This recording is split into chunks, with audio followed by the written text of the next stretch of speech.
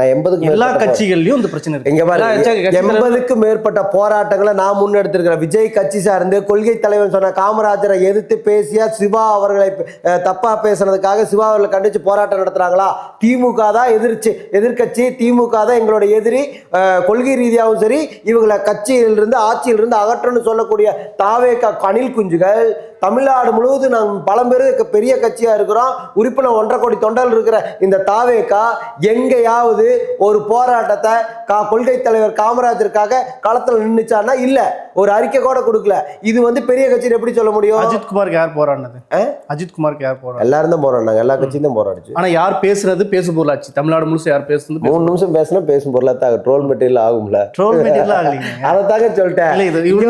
நீங்க நகைச்சுவை கன்வெர்ட் பண்றீங்க. இந்த பக்கம் சாரி வேண்டாம் நீதி வேண்டும் பேசுறதுல இந்த 24 பேர்த்துக்கு நீங்க சாரி சொல்லுவீங்களா? முதலமைச்சர் சார் சொல்றேன் ஏங்க, அது ஒரு தற்கொலை கூட்டங்க.